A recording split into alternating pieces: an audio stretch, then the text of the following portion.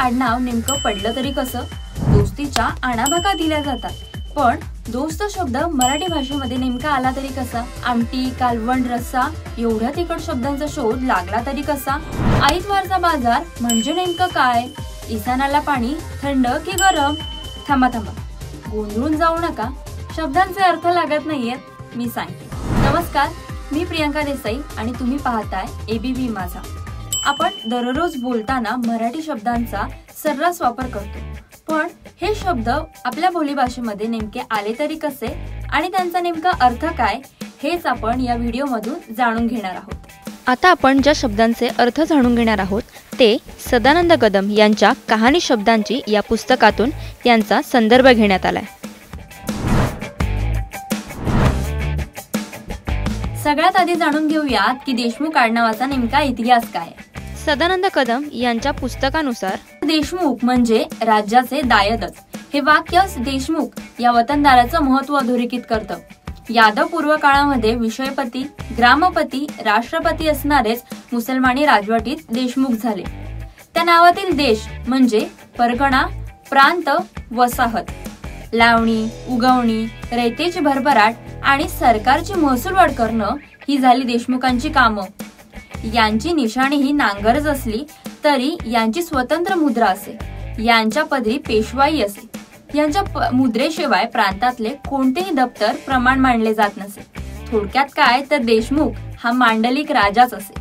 देशमुख म्हणजे शाश्वत आणि कुलगत अधिकारी. म्हणून देशमुखी वतनासाठी काही करण्यासाठी लोक मागे पुढे पाहत नसत. दूसरा शब्द आहे दोस्त.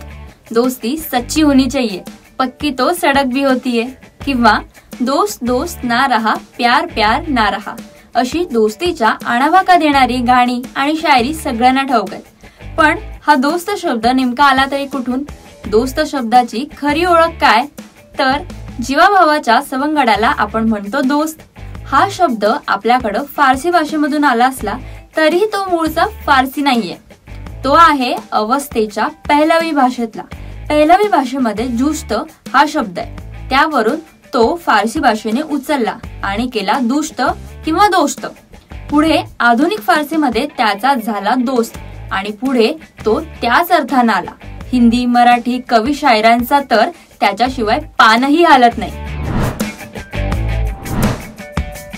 आमटी, कालवण आणि रस्सा, काय तोंडाला पाणी सुटलं का? पण तुम्हाला माहितीये का की या आमटी, कालवण आणि रस्सा याच्यामध्ये नेमका फरक काय? कटाची आमटी लोक भुरके मारून पितात. कोकणातलं कालवण मात्र जरा वेगळं आहे. कालव म्हणजे शिंपले वापरून केलेलं कोरड्यास ते कालवण. तर कोल्हापूरचा तांबडा पांढरा रस्सा हा एक वेगळाच प्रकार. हा पांढरा रस्सा आता जगभरात पोहोचलाय.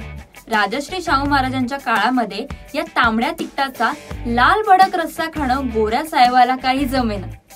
त्याच्या नाकातून आणि डोळ्यातून अक्षरशः पाण्याच्या धारा वाहू लागल्या. मग महाराजांच्या खानसाम्याने तीळ आणि मिरपूड वापरून बनवला तो पांढरा रस्सा. आणि मग तांबड्या पांढऱ्यानं कोल्हापूरच्या खाद्य संस्कृतीत आपली अशी एक वेगळीच ओळख निर्माण केली. पुढचा एक अस्सल गावरान शब्द तो म्हणजे इसान किंवा इसान विसान. सकाळी सकाळी अंघोळीची तयारी सुरू झाली की हा शब्द तोंडी येतोच. शहरी माणसाला थोडा कोड्यात टाकणारा हा शब्द चक्क संस्कृत मधला.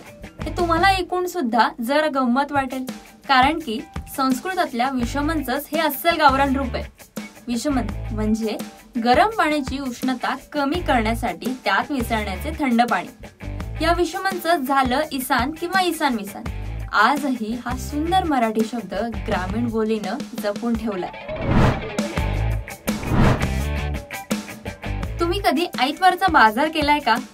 गावी सुट्टीला गेल्यावर आजीच्या तोंडून हा शब्द हमखास ऐकला असणार. आईतवार म्हणजे आदित्यवारचं बोली भाषेतलं एक रूपडं. आदित्यवार म्हणजे रविवार, सूर्याचा वार. आदित्य हा सूर्याचा समानार्थी शब्द. त्याचा वार म्हणून तो झाला आदित्यवार. आजही ग्रामीण भागामध्ये त्याचा उच्चार आईतवार असाच केला जातो. आदित्य म्हणजे आरंभापासूनचा. अदिती मातेचा मुलगा म्हणून तो आदित्य. तर या शब्दांची अनोखी कहाणी तुम्हाला कशी वाटली आम्हाला नक्की सांगा. यासह अनेक मराठी शब्दांचे अर्थ जाणून घ्यायचे असतील तर सदानंद कदम यांच्या कहाणी शब्दांची या पुस्तकाचं वाचन तुम्ही नक्की करा. धन्यवाद. एबीपी माझा, उघडा डोळे बघा नीट.